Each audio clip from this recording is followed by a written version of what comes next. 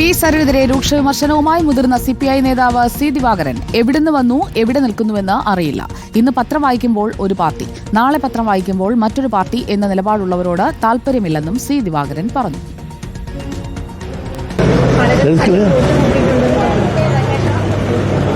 അയാളെ പറ്റുന്ന എനിക്ക് അറിഞ്ഞുകൂടാ. എവിടെ നിന്ന് വന്ന് എവിടെ നിൽക്കണമെന്ന് എനിക്കറിയില്ല. ഈ ആളുകൾ ഒരു ദിവസം ഒരു പാട്ട് കേൾക്കുക, രാവിലെ പത്രം വായിക്കും വേറെ പാട്ടാണ്. നമ്മളെ വായനക്കാരെ അന്തപ്പെട്ടു പോവാണ്. ഇന്നലെ നമ്മൾ വായിച്ചപ്പോൾ ഇയാൾ ഇതല്ലായിരുന്നല്ലോ പാട്ട്. അപ്പോൾ അങ്ങനെയുള്ള ആളുകളെ ഒന്നും നമുക്ക് താല്പര്യം, എനിക്ക് അവരെ കുറിച്ചൊന്നും ഒരു അഭിപ്രായമില്ല. നിങ്ങളെല്ലാം മീഡിയക്കാരാണ്. നിങ്ങൾക്കുമെല്ലാം രാഷ്ട്രീയം കാണും, അഭിപ്രായങ്ങൾ കാണും, ആശയങ്ങൾ കാണും. അത് വിലക്ക് കൊടുക്കാൻ പറ്റിയതല്ല. അത് അങ്ങനെ ചെയ്യുന്നവർ രാഷ്ട്രീയക്കാരല്ല.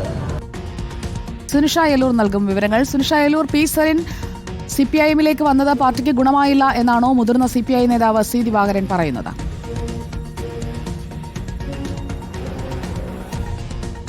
സുജയ, ഒരു രീതിയിൽ അത്തരത്തിൽ തന്നെ വേണം കരുതാൻ. കാരണം ഇന്നത്തെ ഈ തെരഞ്ഞെടുപ്പ് ഫലമായി ബന്ധപ്പെട്ടുള്ള കാര്യങ്ങൾ ചോദിക്കുന്നതിനിടയിലാണ് ഈ വിഷയം കൂടി അദ്ദേഹം പറയുന്നത് എന്നതാണ്. ഈ പറഞ്ഞതുപോലെ ചേലക്കരയിലെ തിരഞ്ഞെടുപ്പ് ഫലം നോക്കൂ, അതിൽ തന്നെ ഭരണവിരുദ്ധ വികാരമില്ല എന്ന കാര്യം മനസ്സിലാകുന്നുണ്ടല്ലോ എന്ന് പറഞ്ഞ് നിർത്തുന്നതിനിടയിൽ തന്നെയാണ് ഈ പാലക്കാട് സരിൻ വന്നതിനു ശേഷം വോട്ട് കൂടിയിട്ടില്ലേ എന്ന ചോദ്യത്തിന് സരിൻ ആരാണ് എന്ന വിഷയത്തിൽ എനിക്കറിയില്ല.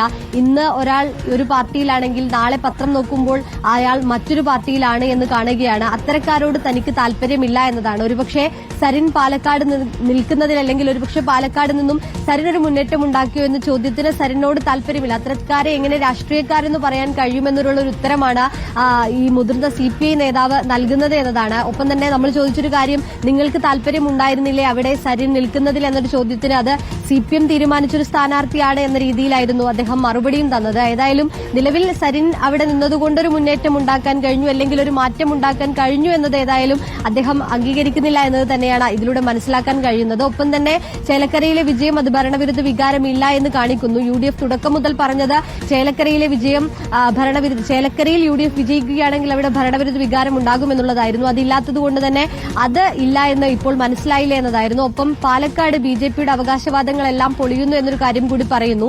CPI മണ്ഡലമായ വയനാട് ഒരു തെരഞ്ഞെടുപ്പിൽ പ്രിയങ്ക ഗാന്ധി വന്നതുകൊണ്ടുള്ള ഒരു പൊലിമ അത് കുറഞ്ഞ്, ഈ CPI നേതാവിന് കിട്ടേണ്ട ഒരു പൊലിമ അത് കുറഞ്ഞിട്ടുണ്ട്. പക്ഷേ ഒരു മുന്നേറ്റം ഉണ്ടാക്കാൻ, ഒരു തെരഞ്ഞെടുപ്പ് എന്ന രീതിയിൽ ഒരു ചലനം ഉണ്ടാക്കാൻ അവിടെ കഴിഞ്ഞിട്ടുണ്ട് എന്നുള്ളതാണ് CPI നേതാവ് പറയുകയും ചെയ്യുന്നത്. അതിനിടയിലാണ് സരിനെ കുത്തിക്കൊണ്ടുള്ള ഇത്തരത്തിലുള്ള ഒരു വാചകങ്ങളും ഉണ്ടായിരിക്കുന്നത്. സുജയ, ഓക്കെ, സുനിഷ അയലൂരാണ് വിവരങ്ങൾ നൽകിയത്.